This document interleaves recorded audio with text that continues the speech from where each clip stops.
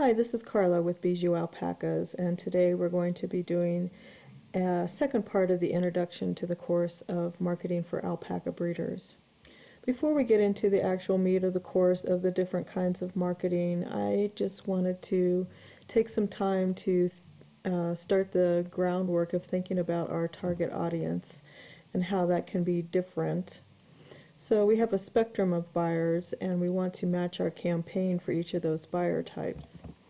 Also today I'm going to be talking about some of the challenges we face in alpaca marketing, thinking about short-term and long-term marketing plans, thinking about advertising locally versus advertising globally, and what we need to think about as far as being likable and being helpful in our marketing to form long-term relationships.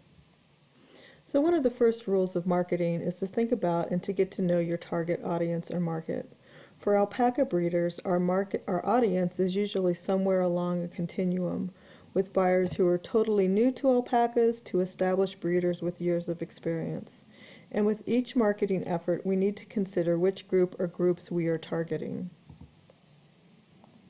For example, if appealing to people who are interested but who know little about alpacas, it makes more sense to do broad local advertising like Craigslist as opposed to working only through known alpaca websites or Facebook. Those new to the industry may not know about the Alpaca Owners Association or local associations. They may not know about Open Herd or which alpaca face groups they should be joining. Once breeders are established, the tendency is to work mostly through social media. It is challenging enough to register and list new animals, to blog regularly, and to post daily on Facebook when we have animals to care for, shows to prepare to and go to, shearing and breedings to see to. Marketing of any kind ends up at the bottom of the list, and so posting pictures from smartphones to Facebook is sometimes the most that we can manage, even on a good day. So, since our default tendency is to market mostly to our established followers, it is important to create a marketing plan that instead covers the spectrum of potential customers. This will not only move us out of our comfort zone, it will force us to stay in step with current marketing trends. For example, as breeders, how often do we consider search engines when we post? Do we understand how to determine good keywords, and do we use them? Do you understand the shifting Google or other search algorithms that currently favor YouTube? Yes, you may work diligently on your Facebook fan page, but you may be missing out on tons of traffic by not setting up a YouTube channel for all those cute videos you have posted of your alpacas. So when considering a long-term market plan, we need to include more things than just Open Herd in Facebook. We need to think about the keywords that we're using and research those, and the course will be covering how we do that. As well as Open Herd, you also want to have a membership in the Alpaca Owners Association and local breeders associations who you can do advertising through. And of course Facebook, and at times you may want to place some Facebook ads. The same with Twitter, YouTube, Pinterest. And with all of this, you want to be building your mailing list so that you can mail your customers when you have events and sales. Also, you can do direct ads, and of course you want to be able to do your print marketing for when you go to shows and for mailing and other types of advertising. And finally, you want to think about whether you need a website or not, and we will be covering that later on in the course. Because all of the things that I've been talking about can be very overwhelming when starting out as a breeder, it's really important to have a short-term marketing plan. For example, if you know you're mostly interested in working locally and with those who are completely new to alpacas, you might want to focus your initial efforts on placing local ads like Craigslist or in small papers, and to go into local events like fiber and craft shows. Also, you may want to work with local schools, the Girl and Boy Scouts, and to get farm visits. This is a good way to build a mailing list and to build a network of loyal followers who will follow you on Facebook, Twitter, Pinterest, YouTube, and other social media sites as you create those other marketing pieces over time. If, however, you're more technical savvy or you already know quite a bit about social media marketing, you may want to work your initial efforts in reverse.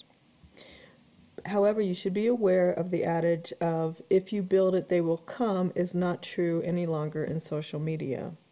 This may have happened at the dawn of Facebook and Twitter, but there is just too much competition, even in the alpaca breeding space, to build your social media empire and expect people to just flock to you, no matter how photogenic you think your alpaca are. If you decide to build your social media infrastructure before you have organic followers, be prepared to learn about creating ads and be willing to pay for at least Facebook ads to gain a critical mass of fan page followers. You will also need to post regularly to keep your paid following. Having a paid following that you gain from ads is not as bad as it might sound. If you target your ads correctly, you will be gaining fans that like alpacas to begin with. If your fan page is professional looking and has helpful and or likable fun content, those that like it generally do so. Here the golden rule is essential. Treat your fans and potential fans to content that you would like. Always remember what social media is about. People do not surf Facebook, Pinterest, or YouTube to view sales and marketing spam.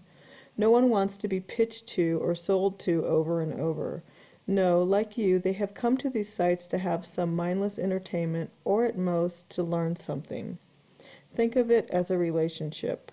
You will lose friends quickly if all you talk about is your awesome new male herd sire.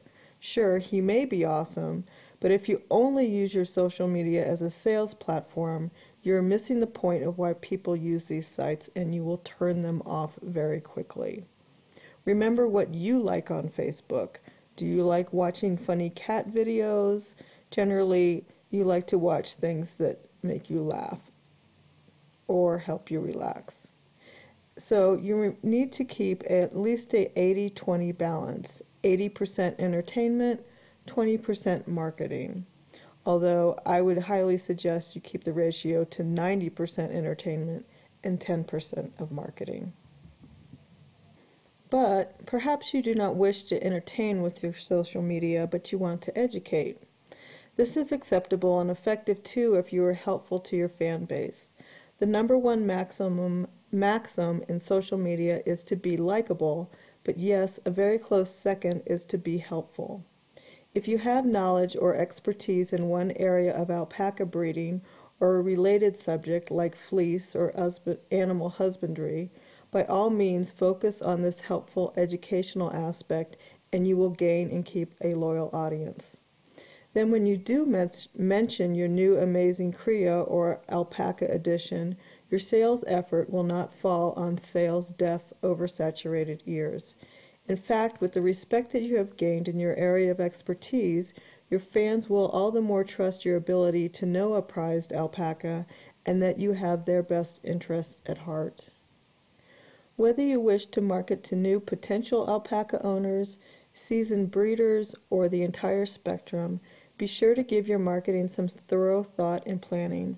Understanding your target market will direct how and where you should begin marketing and will in turn increase your return on investment of time and money and result in eventual successful sales and long-term client relationships.